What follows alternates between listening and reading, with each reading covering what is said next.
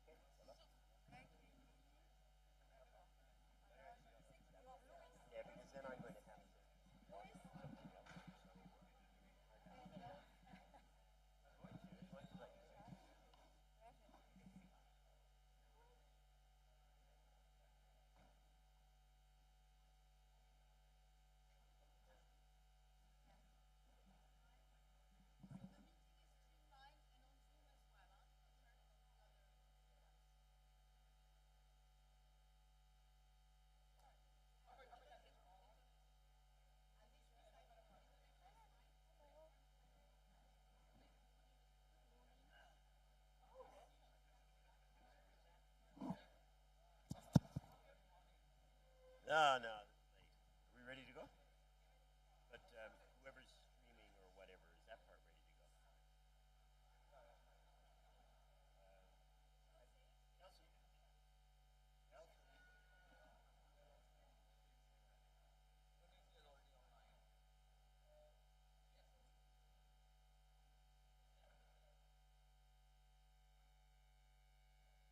I think they're just checking, make sure they've got everybody ready to go.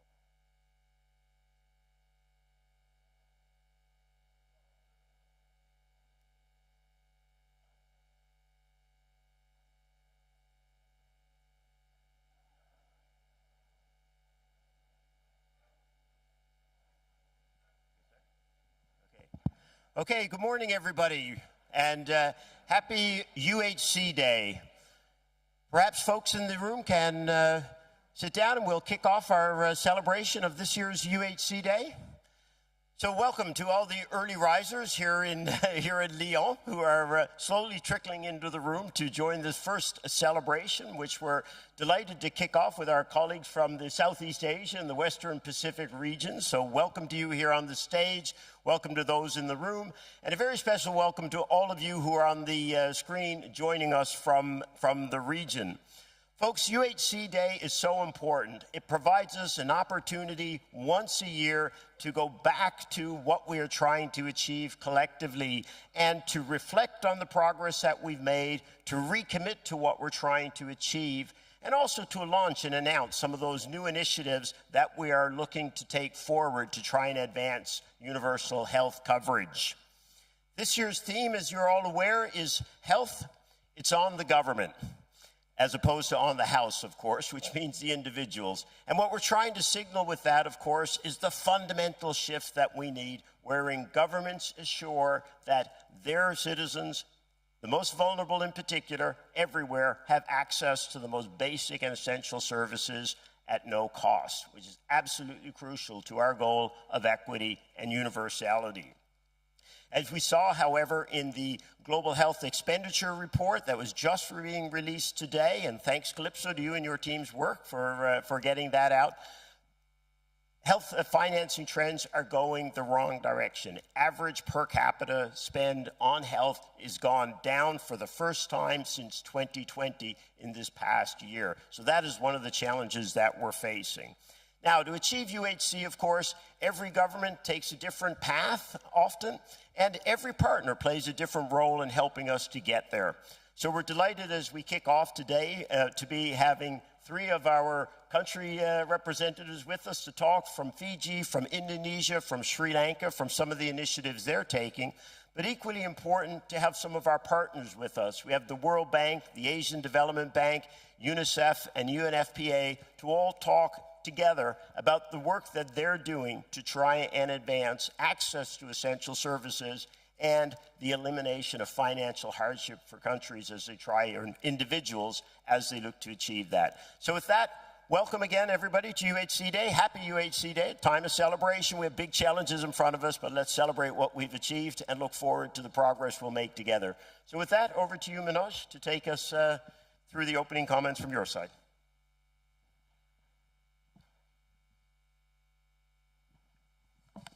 Thanks, Bruce, for setting the stage for this very early morning UHC Day celebration.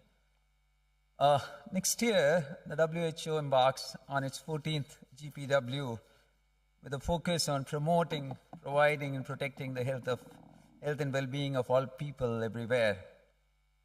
And the movement towards UHC in the Asia Pacific will be central to advancing the vision of UHC and GPW 14. Why? Well, the majority of the world's population, over 4 billion people, reside in these countries, and achieving the GPW 14 target of 5 billion people will depend heavily on the progress in the Asia-Pacific region countries. 2, Asia-Pacific region is also the major supplier of generic medicines, access to affordable medicines for most countries. It's also the biggest supplier of health workers globally, the backbone of UHC, and also now the digital public goods, all essential resources for advancing UHC worldwide. There are many other regions as well, but I won't belabor on that.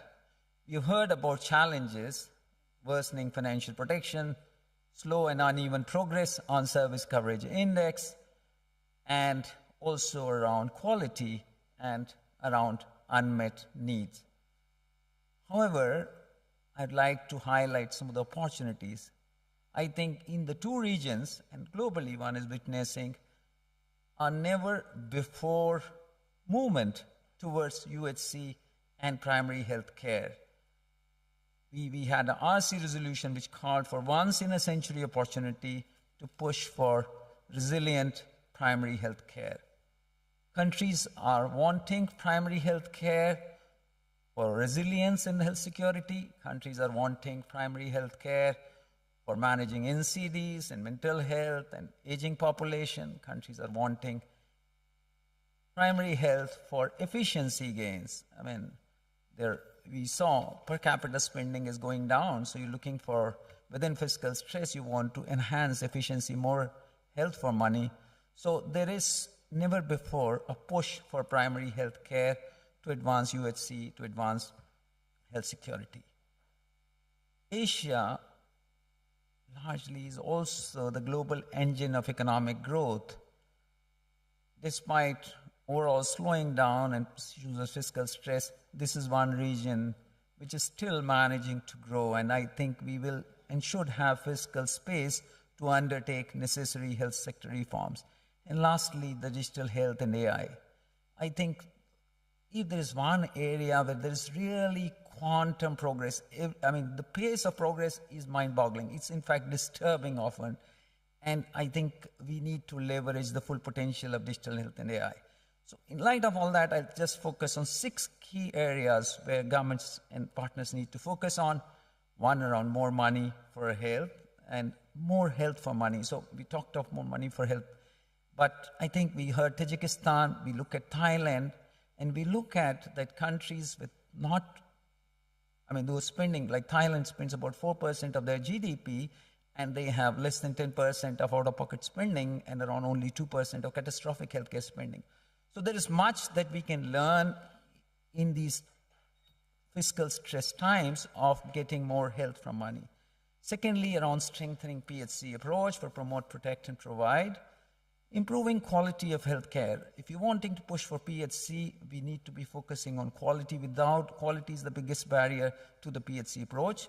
And poor quality care, is the leading cause of mortality more than the excess, and also is putting burden on the families, on the health systems, and disturbs the trust of the people towards the health systems. Strengthening the health workforce, both in terms of numbers as well as in terms of quality, clinical quality, empathetic quality, rational distribution, also enabling environment for multidisciplinary teams to give their best performance. And lastly, as I mentioned, when I look at, when we're talking of acceleration, the real acceleration, health workforce is a long time thing, but real acceleration can come from leveraging digital health and AI opportunities. You want to improve access, telemedicine. You want to improve diagnostics, teleradiology with AI-driven teleradiology. You can have improving continuity of care, so electronic health records, which enables you across levels of care, across public and private sectors, clinical decision support systems to improve quality. You can have self-care, strengthening supply chains, surveillance. So every health workforce capacity, so every area can really be facilitated, and we can really have quantum improvements through digital health and AI. Others will be gradual. This can really help us accelerate progress. And lastly, when I was hearing yesterday, creating a national PHC, UHC consortiums of development, knowledge, implementation partners, civil society partners under the national leadership to facilitate synergy, to facilitate alignment, to facilitate Lusaka agenda, and to facilitate knowledge management. Governments and partners must champion UHC as a strategic investment in human development and economic resilience. It's also a moral imperative. Thank you so much.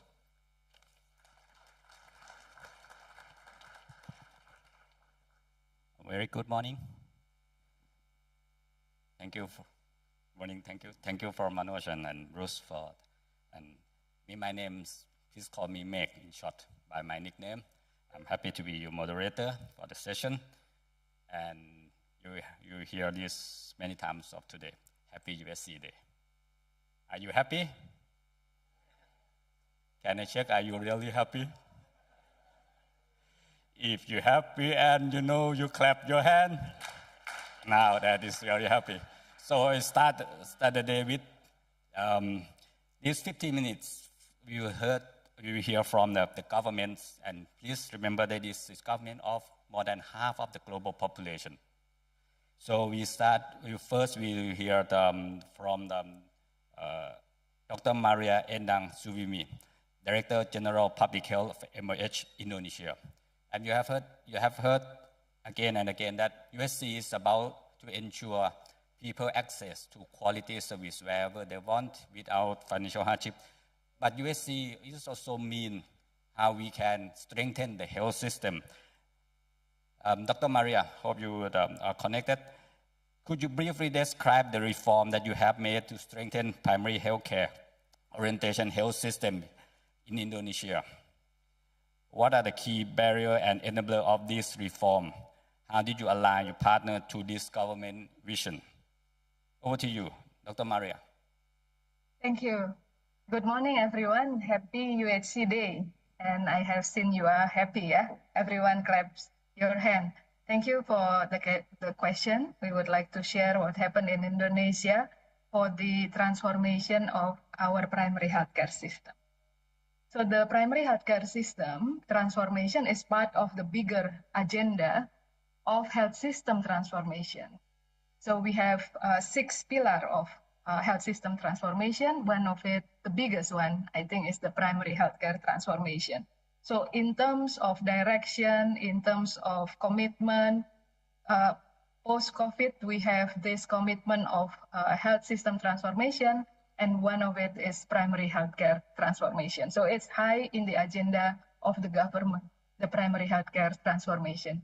How we conduct the transformation, we have three main changes in our approach in primary healthcare in Indonesia. The first one is to translate the people-centered paradigm into life cycle-based approach. So we are not anymore in our primary healthcare focused on delivering programs by programs in a vertical manner, but we are working towards providing services by life cycle approach. So mothers should get a standardized package, under 5, adolescents, adult and elderly. So this is how we approach the services with integrated and comprehensive package in the primary healthcare. The newest initiative will be started next year is the birthday screening notification across life cycle. So next year we have a new government, and next year we would also want to strengthen the preventive aspects in the primary healthcare with introducing birthday screening notification. In your birthday, you have to have a health checkup in the primary healthcare with designated screening program. Number 2, the transformation through the revitalization or strengthening of the primary healthcare network. So we have a huge geographical area, 17,000, 30 island, 30% inhabited, and we have 270 million people. Our public primary healthcare facility that is owned by the government is about 10,000. Now, this 10,000 is not enough, but we put them as the coordinator. This is not enough to reach to 270 million people, especially when we want to promote and also to prevent, and not anymore focus on the treatment side only, because for treatment, perhaps you can reach them with that number, but not for promotive and preventive. So we expand the network and we strengthen the network so that we can reach villages and even hamlet, and also using the community health worker. We learn from other countries how to run the community health workers so that every house to be visited once a month by the community health worker. The third one, the transformation, is through digital transformation. We have a national platform for the digital health information system for primary healthcare, which will be connected also with the hospital digital system. And for this digital system, our focus is to be used for local area monitoring for local action. So the facility in the village can see the status of health of their people in the village, and they will act locally on how to deal with if in this village a lot of children do not get immunization, and then what should we do, etc. So this is the digital transformation. We are using this for local action because we want the people in the village to see and to know their health situation in the area. We are also trying to improve the motivation of those working in primary healthcare by putting recognition system. For example, we put award for best performing primary healthcare, best performing head of the village, and even also the district will also get incentive.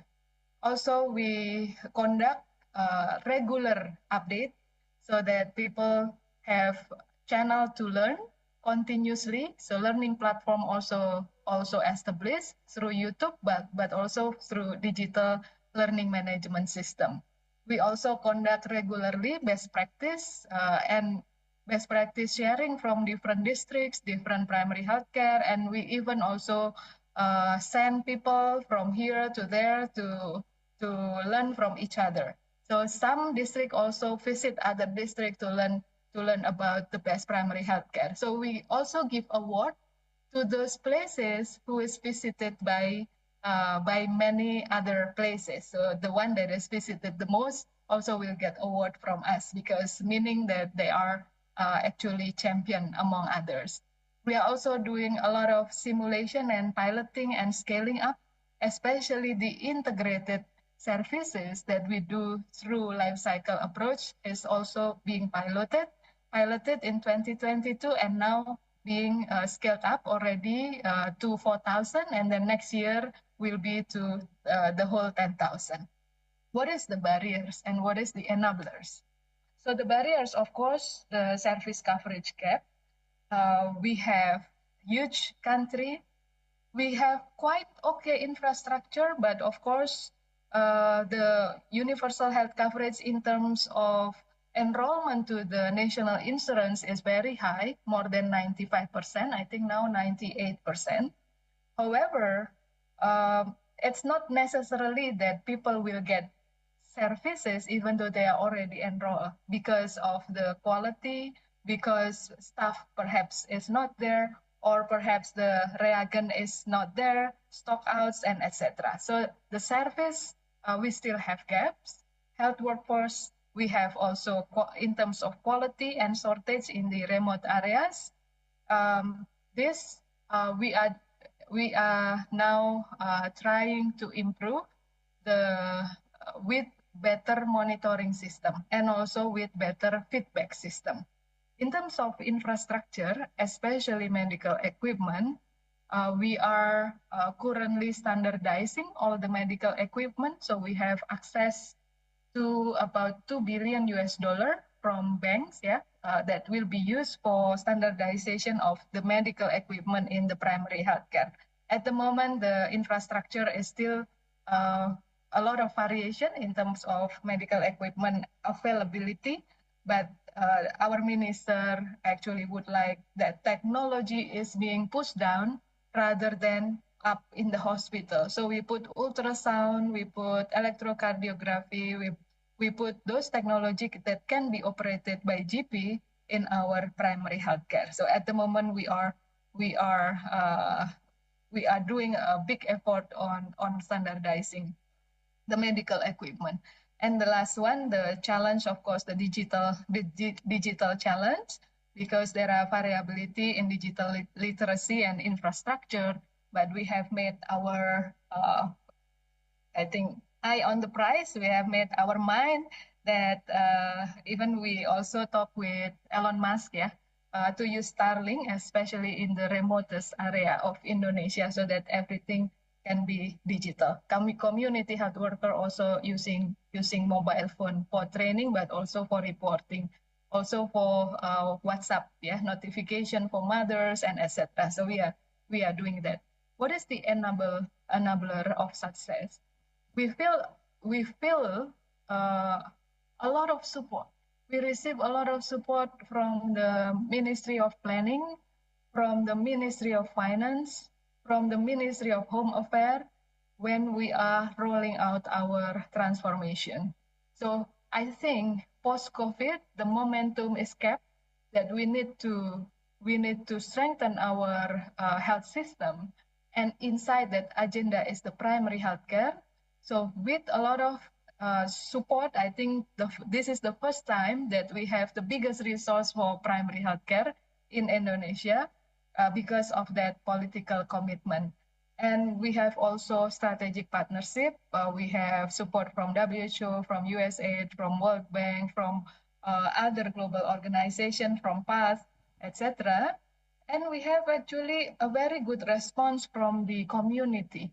When we strengthen the service delivery in the grassroots level, actually, when we launched the integrated primary healthcare, actually, we got a very positive feedback from the head of the village, from the mayor, from the community itself. So they said that this is what we are waiting for, that someone is actually, that now they can access closer in their own village, but also that community health worker is actually visiting them. So they feel now that the healthcare is actually closer to them. So that's what we receive.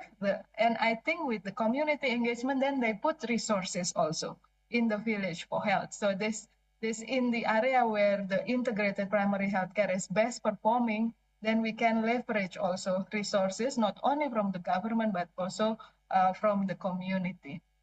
And the knowledge platforms, I have mentioned before that we have biweekly webinar for all primary healthcare to upgrade or to refresh their knowledge, and also sharing from other places. So all of those platforms we create so that people can be updated, and because of that we can keep their passion, when doing their services. The last one, how did you align partners to the government? So we receive a lot of visit and a lot of interest in primary healthcare from different partners. For example, people will come to me, we would like to support you on primary healthcare in this financing part. We would like to support you on primary healthcare in this part and that part. So I avoid support to be project-based. And because of that, I ask that how about we are making primary healthcare consortium. And at the moment in Indonesia, we have primary healthcare consortium.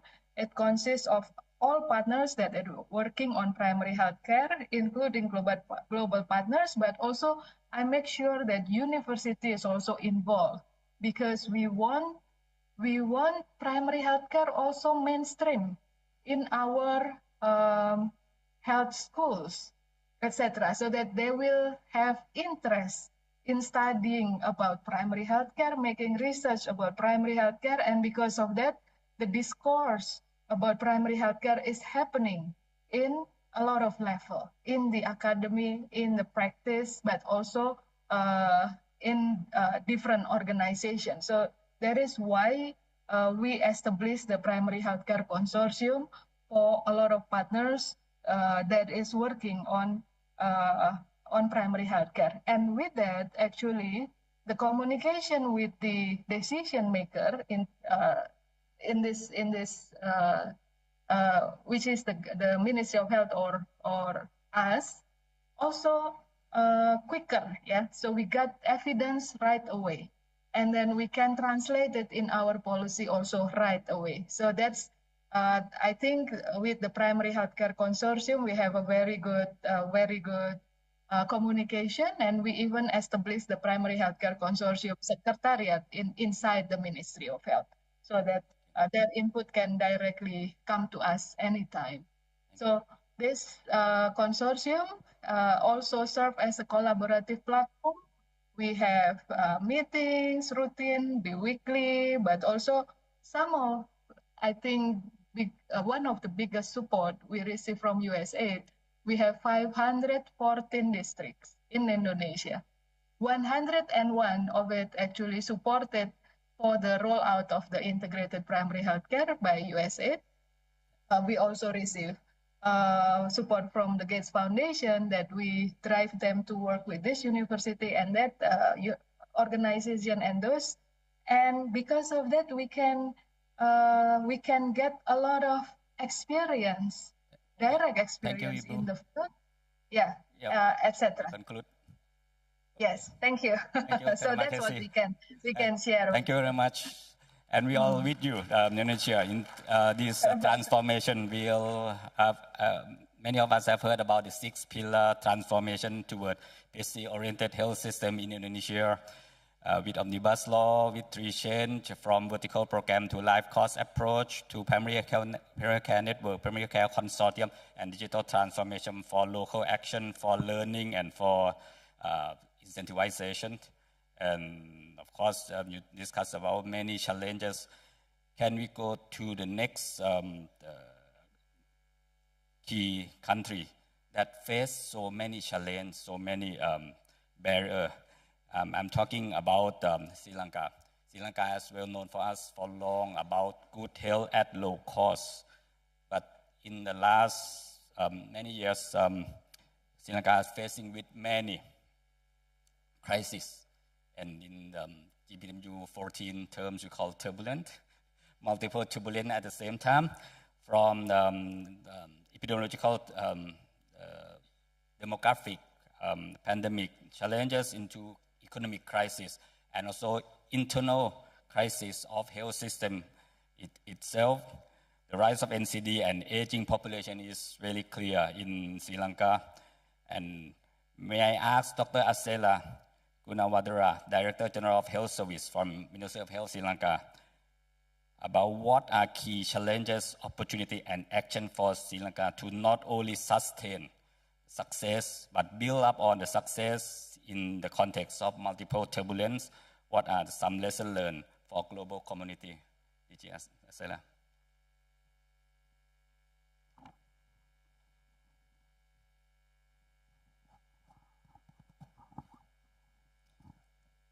Good morning to all of you. Thank you very much for giving this opportunity to myself to represent Sri Lanka as well as the Zero region. As you correctly said, Sri Lanka had, after the COVID-19 pandemic, we had an economic crisis, and it affects not only the health sector, all the entire country. But in spite of economic crisis, our health sector plays a vital role, and it's very resilient, and we will be able to keep up all the UHC indicators as it is, as it mentioned, because the UHC policy is adopted by the government in 2018, and whatever the government comes, it is abided by the UHC policy. As I should thank all my health staff whose dedication and the commitment is the key success story in Sri Lanka. Some of our members, staff members migrated, but the majority is retained, and they have done a wonderful service. So what are the key challenges that we face during this economic crisis? Health sector per se, we had issues with the medical supply, medical supplies. It has shortages. During this time, these medical supplies, we had issues with the forex, that means the dollar, to open up the LCs and bring down the supplies from other countries, because we are manufacturing quite number of drugs in Sri Lanka, but most of the drugs we are importing from either India or some other countries. So we had an issue on forex issue. So during that time, I should mention the WHO, the World Bank, ADB, and Indian Credit Line, and the Government of India and the Bangladesh help us to overcome this crisis. During that time, actually, we had a list of drugs called vital drugs, essential and non-essential, and surgical and laboratory items. So we are compelled to cut down the number of drugs which are using at the government health sector. Our health services is 100% free of charge, and it's we are not charging from anyone. All the Sri Lankans, it is free. So we have cut down the number of pharmaceuticals which are using at the government sector from nearly 2,000 to 830. So that is one strategy that we have used. And same as the surgical consumables, we have cut down all for the essentials ones. And we have stopped all the construction work and new equipment, buying of new equipments for the last 2 years, about 3 years. Actually, last year only we started the construction and the new equipments buying. So with all the help of all the other donors, we have came out of this pharmaceutical supply chain issue. And other one is the increase of catastrophic out-of-pocket expenditure by the people. Even though we are providing the free health service to our people, there is some amount of out-of-pocket expenditure, especially when there is a crisis for the laboratory investigation as well as the buying of essential drugs. So with the help of the well-wishers and the other UN agencies, we have managed this drug supply, and the out-of-pocket expenditure is went up, but now it came again down and stayed around 50%. The other main problem we had, still we are having, it is the brain drain of health workforce. It is actually went up with the economic crisis. It is not a issue came up only with the economic crisis. It was there even previously also, because all the doctors and the specialists, most are trained abroad. So their job opportunities are open at any time. So they can migrate to either UK, USA, New Zealand or Australia at any time. So with this economic crisis for the green pastures, most of them went, but considerable number of specialists and the doctors are remaining still.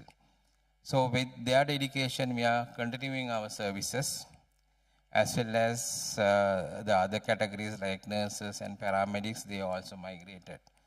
But to overcome this, the government actually didn't put any regulations to stop the people going. But what they done was they have facilitated, they have introduced a leave scheme, people who are migrating. And only condition is they have to remit $500 per month to the government. So I think it works well, and now the outflow is reduced actually.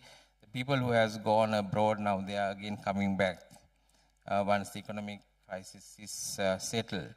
As now with the economic crisis, the other one is you have to have a political stability also. So all these matters. And these are the main problems we face during the economic crisis. Thank you, Sututi, DG Asela. So despite the challenges that Sri Lanka is having,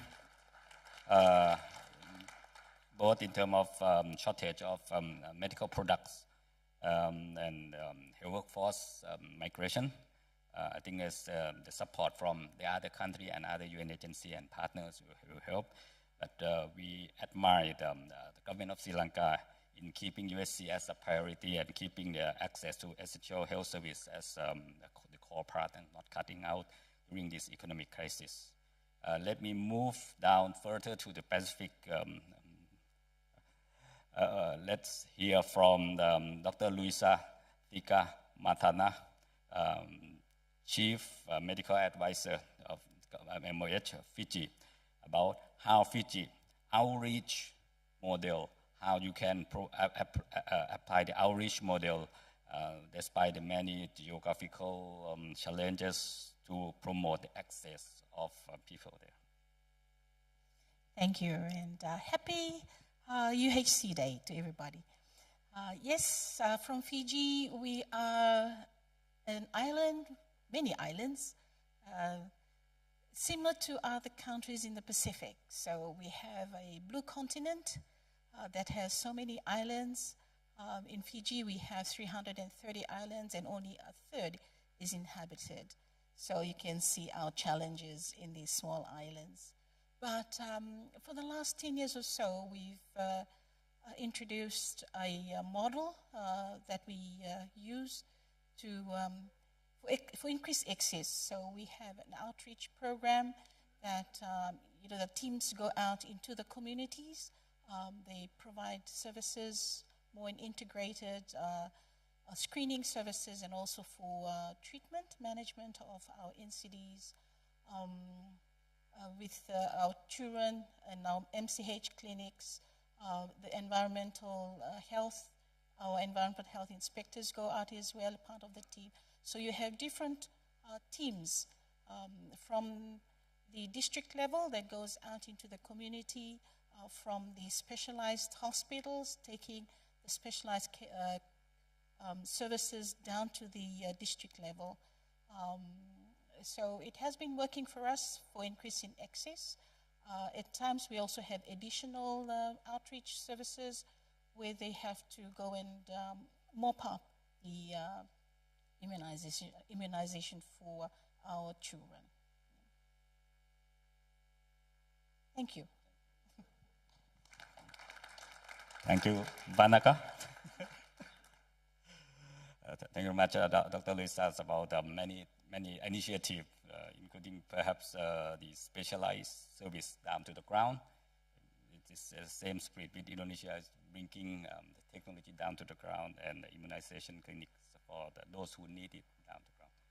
Okay, with that, if there is any burning question for 1 minute to ask our government from Southeast Asia region and Western Pacific region, I see none. With that, can I hand over to my moderator colleague, Ami? Thanks, Dr. Mek. Hi, I'm Amy, and it's a pleasure being here with you to celebrate UHC Day. I'm going to be moderating for the next 15 to 20 minutes as we take a virtual panel focused on partners that are key in the Western Pacific and Southeast Asian region for UHC. So we have 2 questions for each of our partners. So it's a bit of a challenge, colleagues online, because we've got 2 to 3 minutes to get some key reflections from you. So the questions we're posing to each of the partners is, what's the one key suggestion for countries as they are focusing on accelerating the progress of UHC reform? And second, a reflection on what's the one thing that needs to change in partner approaches to support countries deliver on these really bold actions towards UHC reform. And I'd like first to turn to Dr. Eduardo Banzon, the Director of Health at the Asian Development Bank. Dodo, the floor's yours.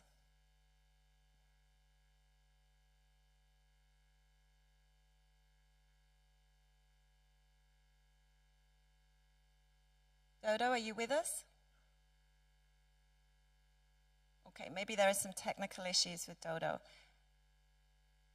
Next, I'd like to turn to Brendan, who is a senior health specialist from UNICEF. Thanks very much, colleagues. I hope I'm audible.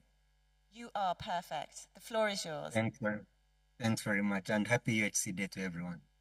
Of course, I start by appreciating the very good remarks by all the previous speakers, because in essence, I would be almost re-emphasizing the things they said. So some of the key suggestions, and I think we also pick it from what has been shared by the 3 country speakers, is having objective-oriented reforms. Now, the good thing with UHC and the good thing with the UHC Day is that UHC in itself has inherent explicit objectives. So equity, quality, financial protection are at the center. So as you work on the reforms, it has to be clear in terms of your orientation towards those clear objectives. Now, having clarity around the objective of the reform is important, but we also need to be clear on the actions to take. From UNICEF, but also I think we had especially the remarks from Indonesia, we know that PHC is an important cornerstone on which we can achieve UHC. So for us to move towards having PHC as this important cornerstone, I think what is key, and having seen some of the statistics from the Asia Pacific region, for sure UHC is currently on the house, because you can see over 50% is still coming from out-of-pocket payments. So it is important that the governments prioritize spending on health, especially on PHC. So the actions around that is ensuring we improve investments in PHC and the PHC platforms, enhance equity, efficiency, and effectiveness of public spending. And in there, I emphasize the role of improving the PFM systems to ensure they facilitate better spending on PHC, but also all aspects around the enabling environment. Indonesia talks about digitization. Sri Lanka talked about the pharmaceutical sector reform as a way of managing cost. And I know even Fiji, through the outreach model, there are also aspects in which you can be able to reach not just the child for immunization, but all the community. Because we know in the immunization world, there's the concept we are calling zero-dose child as a child facing multiple deprivations. But that child is coming from a community most times that is not receiving any other service.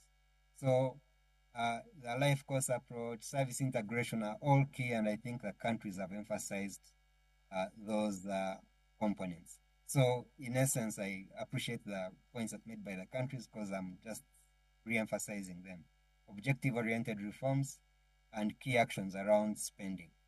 Now, from the partner perspective, I think one thing we can do, which also comes out from the remarks made by the countries, is ensuring we align around a government-led reform agenda.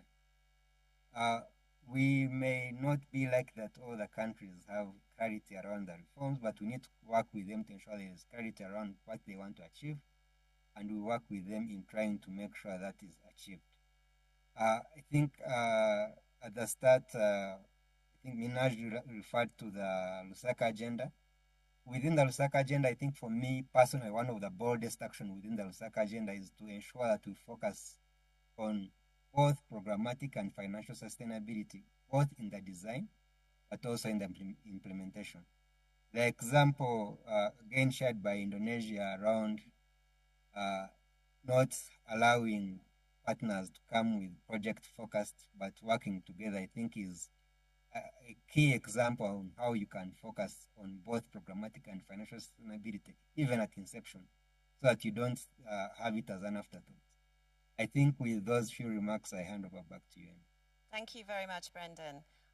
I'd like to turn now to our colleague from the World Bank, Karen, who's about to board a flight somewhere, so we should give her the floor.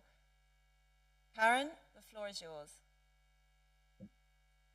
Thank you very much, and good morning to everyone. My name is Karen Bredenkamp. I'm the World Bank's Regional Manager for Health, Nutrition and Population for the East Asia and Pacific. Yes, I am joining you from Hanoi, Vietnam, and hopefully will not be interrupted by boarding announcements. Indeed, as we gather here today to celebrate UHC Day 2024, unfortunately, our progress towards UHC is off track. Over half of the world's population lacks access to the essential quality health services that they need, and 2 billion people face financial hardship when they have to pay out of pocket for services at the point of care. So I think today on UHC Day 2024, what we need to do is recommit ourselves to advancing UHC reforms with renewed attention. The situation, as many of us know, is the most dire among the poor. So regardless of the type of health services that we look at, whether it be preventive or curative, whether it be infectious disease or non-communicable diseases, the health service utilization among the poor consistently lags behind that of the better off. And in many cases, this tends to be by a rather large margin. So in answer to your first question, if you had to ask me what piece of advice I would give to countries to take bold action towards UHC, it would be to focus on the poor. Now, at the World Bank, and in collaboration with partners, over the last 5 years, our World Bank financed projects have provided health services to over 750 million people. We have around 170 ongoing projects that together total around $30 billion in many countries around the world. But this year, we renewed our commitment to UHC. We have pledged to helping client countries to deliver quality, affordable health services to 1.5 billion people by 2030. Now, of course, reaching our institutional target, but indeed also our shared global target of universal health coverage is going to take considerable effort, especially if we want to ensure that these services reach the poor and the people who need them most of all. And this brings me to your second question. I think that the one thing that partners need to change, or maybe not change because we are doing it, but maybe do even better, is to better align our resources and even potentially combine our resources so that together we can help countries to prioritize and close the gaps in access to care for those people who are most vulnerable. And to this end, we are hosting several partnerships, like the Global Financing Facility for Women, Children and Adolescents, for example, and also the Pandemic Fund, which blend together World Bank loan financing as well as grant financing into one integrated financing solution. And I think you will see more of these examples from us in World Bank projects. But what you will also see more of is the World Bank working together in country engagements with WHO and other partners such as those on the call. And so in conclusion, I would like to wish you all a very happy UHC Day 2024. And I look forward to working with all of you in increasing partnership to advance our UHC journey, especially for the poor. Thank you. Thank you, Karen. And have a very safe flight. With that, I'm going to try and connect again to Dr. Eduardo Banzon from the Asian Development Bank. Are you online, Dodo? Okay, we still seem to be having some challenges. So with that, I'm going to turn to Davide De Bene, who's the health economist from UNFPA. Davide, the floor is yours.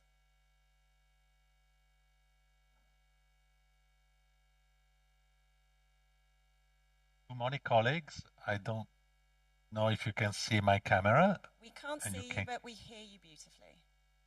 Okay, thanks. I'm trying to switch on the camera in the meantime. Happy UHC Day as well to all of you. And my name is Davide De Bene. I'm speaking from Bangkok. I'm working for UNFPA as a health economist, overseeing our work on financing, health financing for the Asia-Pacific region. Thanks for having me in these conversations. And I want to echo some of the remarks that colleagues have done at the beginning of this webinar or these sessions, particularly in relation to the outlook of the Asia-Pacific region. We know that in this region, financial and other socioeconomic barriers limited access to health services. This region is one of the regions with the highest level of out-of-pocket expenditure.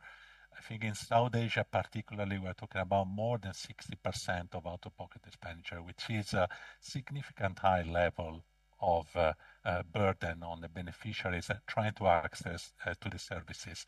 More than 60% as well of population has not effective protection by healthcare schemes as well. So there's significant barriers, and we heard from Anoj as well that at the same time, in all this context, public expenditure for health is decreasing as well. So the one recommendation from my perspective for UNFPA as well is definitely to call for government to increase public spending for health. Public spending for health in this fragile, difficult economic context it doesn't need to be seen as a cost. It's a great opportunity to generate a return on investment that will, in the short and the medium term, allow countries to reduce expenditure on health, broaden the tax base, which in turn will also generate additional financial resources for health. And on the second point, in relation to partnership, I really echo what Karen has said, and a call for better harmonization, so development assistance and all the effort from all the financing actors and stakeholders working in this ground in the region and globally. We have seen increasing effort to harmonizing the mobilization of financing globally. In this region, ADB, the Global Fund, and also us, we want to increasingly engage in strengthening the partnership, participating in co-financing mechanisms that make the resources available for health much bigger. They make the effort much more harmonized and be able to have a much greater impact.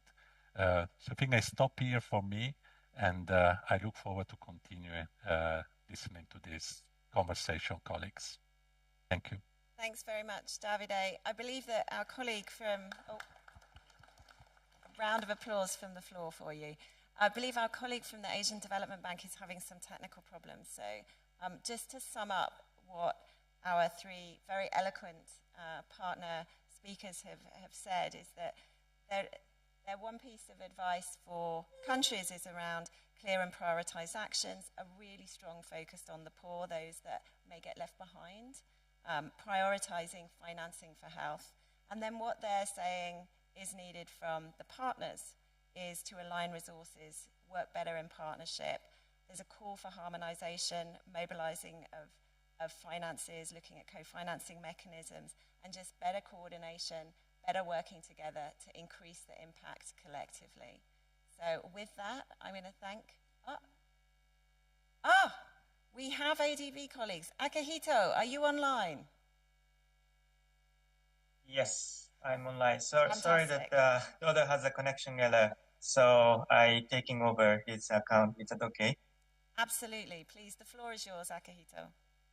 Thank you very much, everyone. The ADB, we had a big event in Manila today. We're celebrating the UHC Day with Aldi, WHO, and other colleagues.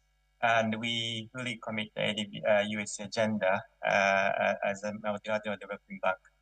And as you may know, that the ADB increased the health portfolio since during COVID time. That before COVID, we had only 2% to 4% of the lending portfolio in health.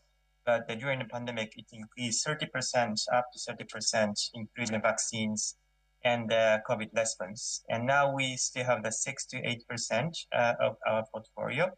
And we aim to keep this amount or up to 10% to invest more in health sector in Asian Pacific. And the ADB's region is much broader than the WHO's Western Pacific region. We also cover CLO, MLO, and EURO as well. So we targeting the more countries in Asian Pacific to support the health investment in this country, in the region. And not only the government, we also provide a loan to the private sectors, private investment in line with the government priorities, so that we can also support the government to expand the health services and also production of the medicine vaccines together with the private sectors. And also we increase investment in the climate and change. We target the 15% of the climate financing as part of the health projects. So that also we try to reduce the vulnerability of the health system due to the climate change impacts for the current impact and also the future impacts. And also we value the partnership with the partners, UN agencies and funds. We are now exploring the potential for financing collaborations with the Global Fund, Gavi, WHO, and other UN agencies, UNFPA and UN agencies. That the loan itself cannot support the country without the technical assistance and also grant elements. So we can work together to support the government, the clients, not only Ministry of Health, but also Finance Ministry and others to make the UHC progress happen in the coming years. So thank you very much for inviting to the event, and sorry for the technical issues for the Dodo. Thank you very much, Akihito. And thank you for stepping in last minute and giving us that last sentence on how important the partnership is, working together, aligning resources, and strengthening the impact that partners can have along with governments. Thank you very much. With that, I'm going to hand back over to Dr. Mek for some country questions. Or is it straight to Lewis now? Straight to Lewis, okay. Lewis, the floor's yours. Thank you, Amy. Thank you very much again for waking up very early this morning. Let me say two things. First, on how inspiring the meeting is today. One is we are going to celebrate the UHC Day in 3 turns, but following the sunrise. We have a start from the Pacific, and for us it's very early, but for them they are after lunch, actually. So, but it's nice that we are visualizing the entire world behind the objective. The second is it's so nice to have her the partners, the World Bank, the ADB, the UNFPA, UNICEF, but others that also wanted to be here. We cannot accommodate all in 1 hour. That all are committed and to work and to serve our member states and the countries that we work and progress the UHC agenda. The second point I want to make, which has been mentioned by a few, is the challenges of the region. And it's clear, and actually we have to keep that repeating our mind, to progress UHC in Asia and the Pacific is to dent on the financial hardship issue. We are going the wrong direction. We have the evidence. We know the reasons, but not enough is happening to make a difference. And I think this, again, like Bruce was saying, using the opportunity of the UHC Day to renew this commitment and really to put our brains together and how to make a difference on that. The second is the foregone care. It has been mentioned a bit by Karen, but you suffer financial hardship when you are accessing services, but there is many people that are not accessing services. And actually the aging, the NCDs are going to mean a lot of additional needs, a lot of a workload in our systems. And in many countries in the Asian Pacific regions, coverage are still low. So again, how we can, this last mile, these global health initiatives that they have these mandates, how we can work together to make a difference also on that front. The financial hardship, but the foregone care, it's what should guide us. The three learnings, listening to the speakers. Number one is, again, primary health care as the path towards universal health coverage. It was impressive, the intervention of Indonesia. She mentioned about digitalization, she mentions about community, but one of the critical things that I took from her intervention is the change management.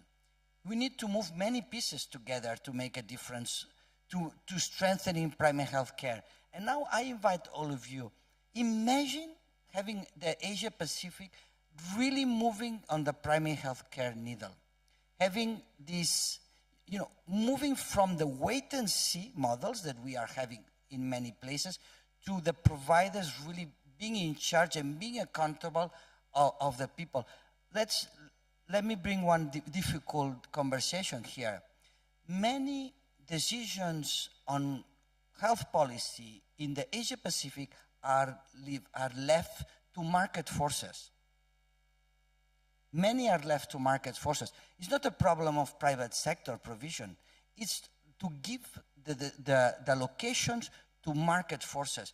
Because if you analyze the problems of financial hardship, you will end up on the market forces discussion. So how we can, as working for the public goal, working with the government, try to bring governments in charge, which is the topic of this year, and steering every resource available in the sector towards the public good. What is the public good that we are celebrating today? Universal health coverage. So with this thought, thank you very much. Back to you.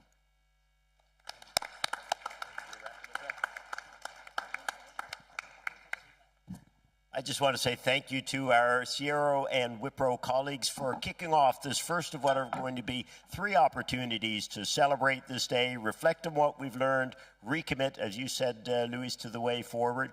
And a very special thanks to our government participants who gave us a view of what you're doing and what you need from us. Exciting and so important as well. And a very special thanks, folks, to the people behind the scenes, our UHC colleagues, and please, UHC 2030 colleagues, who helped to get us organized today and brought a bit of color to kick off our start here this morning. So happy UHC Day to everybody. Enjoy the rest of today, and we look forward to celebrating with the rest of our colleagues around the world as the sun moves, as Louis said, through the course of today.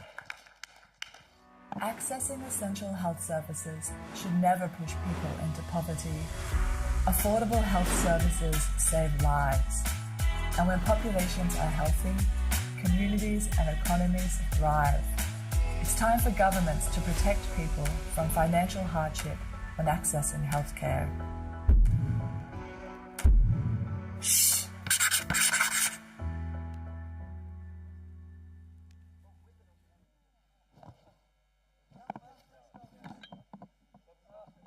When you need health services, can you access them? Can you afford them? Shockingly, half the world's population cannot access one or more essential health services. And 2 billion people experience financial hardship because of out-of-pocket health spending. That means families have to choose between healthcare or their next meal, medicines or school books. While access to services has been improving globally, using those services is driving more and more people into financial hardship or poverty. Health for all is a fundamental human right and the foundation of sustainable development. Universal Health Coverage Day is a reminder that health for all means everyone can access the health services they need without financial hardship. That's the world that WHO is working for.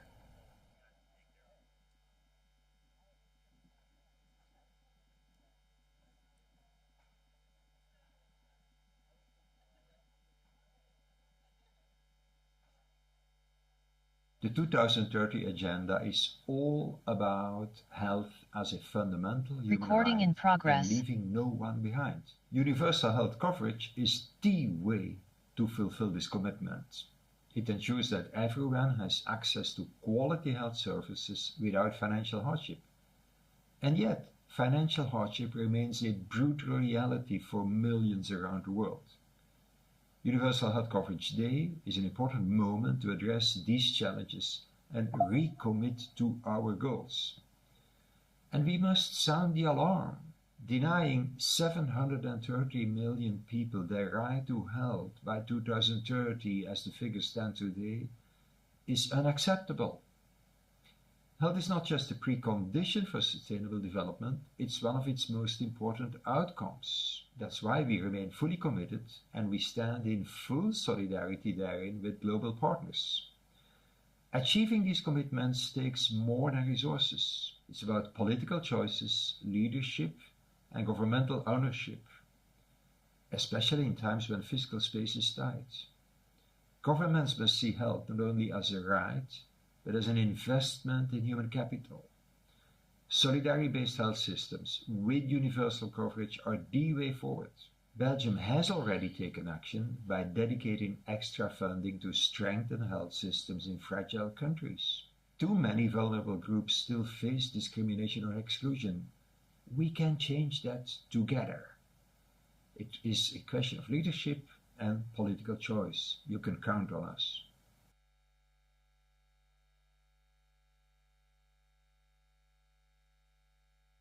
La couverture sanitaire universelle est l'une des illustrations les plus concrètes du contrat social liant toute société. Elle engage chacun, sans distinction et sans exclusion. En cette journée internationale de la couverture sanitaire universelle, la France se joint à vous pour réitérer l'importance de porter la CSU comme un projet collectif nous engageant tous. La CSU doit être considérée comme un droit et ne peut être conditionnée à un statut. La France estime qu'elle doit être financée collectivement par un système de subvention publique qui apporte une protection financière universelle contre les dépenses de santé susceptibles d'acculer les personnes à la pauvreté. Nous plaidons pour un cadre renouvelé du financement de la santé mondiale. Pour y parvenir, nous devons mettre en place une gouvernance solide, solidaire et responsable et promouvoir de nouvelles sources de financement pour les systèmes de santé et pour atteindre la couverture santé universelle d'ici 2030. La France réitère son soutien aux efforts conduits par le partenariat pour la CSU et au travail de l'OMS dans l'avancement vers la CSU. Nous invitons l'ensemble des acteurs à continuer à travailler ensemble pour accélérer les progrès vers la CSU et la réalisation de l'agenda 2030 du développement durable.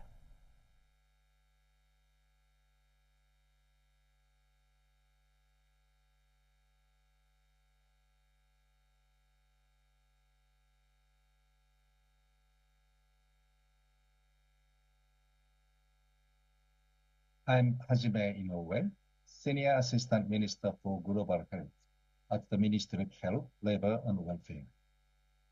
Japan has been emphasizing the importance of UHC worldwide based on the principle of human security. Various efforts are being made to achieve UHC.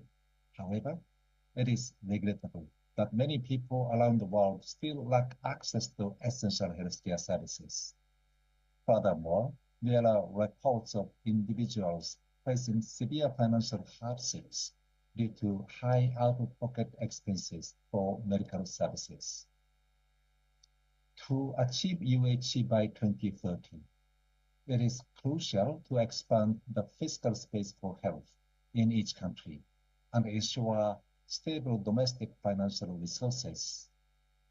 Strengthening sustainable health systems, including health financing, is essential.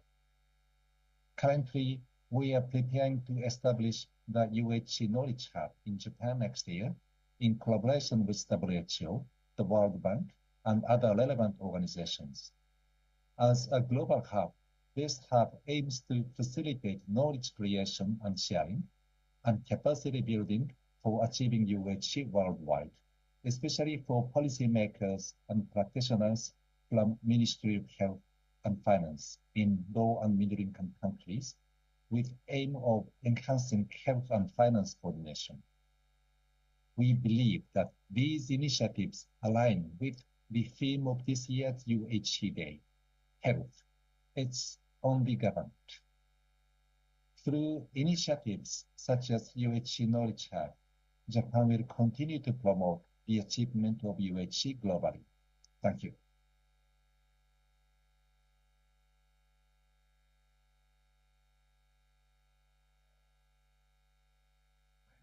Distinguished colleagues, though virtually, it is my great pleasure to join you at the UHC Partnership Global Meeting in Lyon on this World Day. Achieving universal health coverage is one of the main priorities of Luxembourg's development cooperation strategy in global health. We consider it to be a fundamental human right to ensure equal access to affordable quality healthcare services for all, without having to suffer from financial hardships, discrimination, or stigma. There is no need to remind you of the importance of health for all. Access to universal health coverage should be self-evident, and nobody should have to choose between food, education, or healthcare. Luxembourg has been a strong supporter, both financially and politically, to the Universal Health Coverage Partnership since 2013. And we are very pleased that the Universal Health Coverage Partnership is included in the 14th General Programme of the work of the WHO. At the World Health Summit in Berlin this October, I was pleased to announce Luxembourg's most important voluntary financial contribution of 47.5 million euros to the WHO, thereby supporting the investment round of the 14th General Programme of Work. In that respect, I'm pleased to announce that we will extend our support to the Universal Health Coverage Partnership for the period 25-28. You can rely on Luxembourg's support. I wish you a successful conference and happy World UHC Day 2024. Thank you for your attention.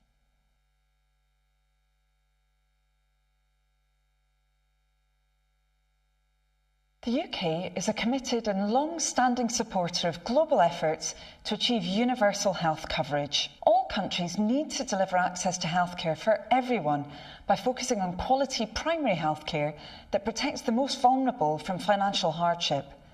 The number of people suffering from financial hardship due to unaffordable health costs is rising. We must all work to change this. The UK is funding new research and working with the WHO and the World Bank to take action on financial protection.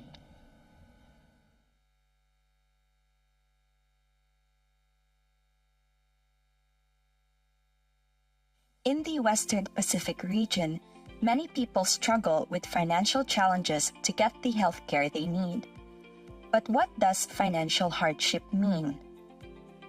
Tala, John, and Batu, 3 people living in the region, bear this burden daily. Tala has a family history of diabetes.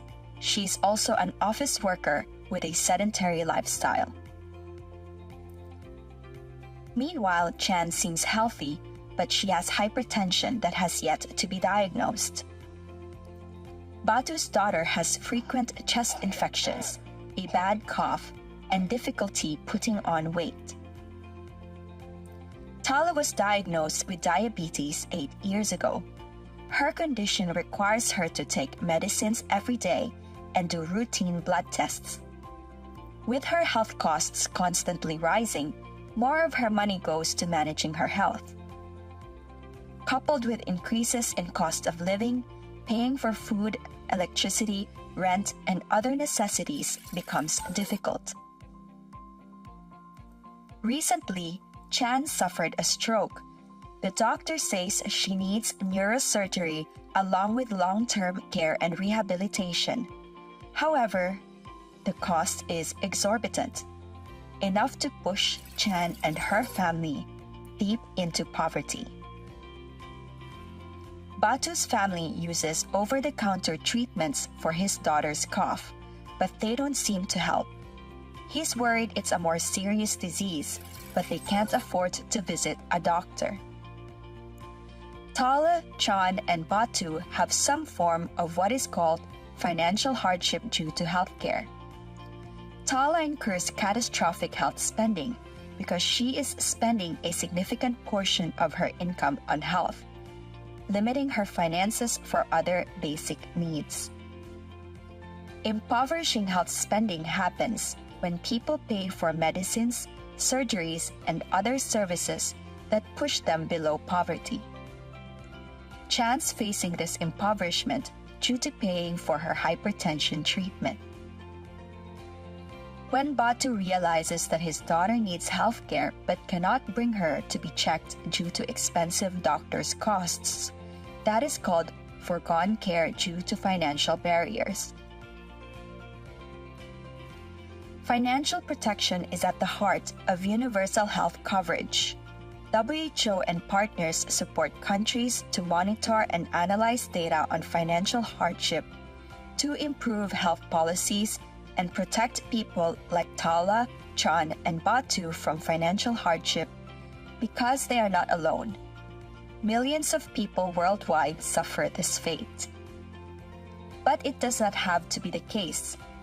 Governments and societies can take concrete actions to prevent financial hardship from happening, such as protect and increase public spending on health, implement effective health policies that prevent financial hardship due to accessing healthcare services, continuously track and utilize financial protection indicators for improved policy making. Financial protection matters. Acknowledging this and doing our part across all of society is important to ensure that everyone can access health services without being pushed into poverty.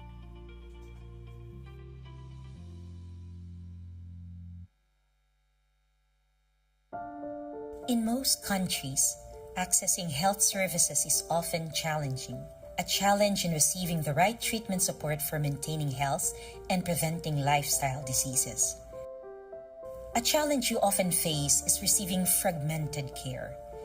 You visit multiple places, repeat health exams, fill in the same information in multiple forms, and see numerous people before finding the right solution. And sometimes, it is difficult to reach the health center due to distance or lack of transport. You might also feel a disconnect between you and the caregiver. They don't know you and your previous health conditions. Add to this the high cost of medicines, diagnostics, and doctors' fees that can drain you financially, pushing you into a cycle of borrowing, worsening your financial situation, and possibly even pushing you into poverty. If you have faced these challenges in your country, its primary healthcare system needs strengthening, making seeking care easier and promoting health. An effective primary healthcare system consists of a dedicated multidisciplinary team of healthcare providers who know you, your medical history, and your current medication. Care delivered by a diverse set of professionals talking to each other will be more holistic. Such care will involve and guide you to get services from all parts of the system, including hospitals.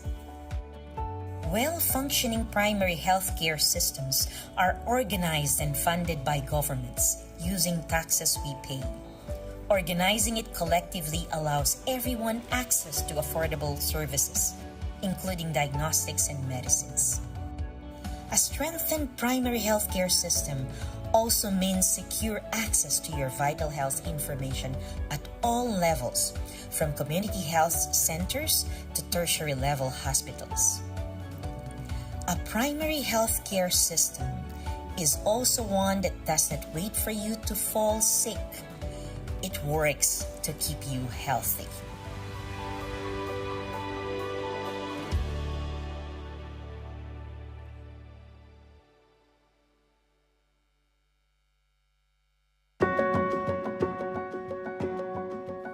Member states in the region have made remarkable strides in improving hygiene, reducing communicable diseases, and increasing immunization rates through primary health care. However, countries' health systems will need to adapt. I want to talk to you now as a human being, as a parent, as a spouse. Start with yourself. Start with the question that you have to the health system. What do you expect your health system to deliver? Some countries have done very well. Other countries, including OECD countries, very rich countries, have not done well at all. First reason was that people were not at the center of the health system. So the vision of the Healthy Islands is that they are places where children are nurtured in body and mind, that the environments invite learning and leisure, that people work and age with dignity. The value of this meeting will be you learning from yourself, hear and listen from the other countries. That's the main value of this platform. We still need hospitals. There still are going to be disease-specific programs. It's not an idea of sort of changing everything, but just a shift in thinking from disease-based to needs-based, from individuals to population, from acute care to the continuum of care. In the next 25 years, it is projected that NCDs, or the 4 major NCDs, will be the cause of death for 9 out of 10 individuals. Primary healthcare should take a leading role, but we need a universal health coverage. All necessary care are connected. You start thinking investment if you're a champion of primary care, if there are things that you think are necessary, equipment, digital, infrastructure,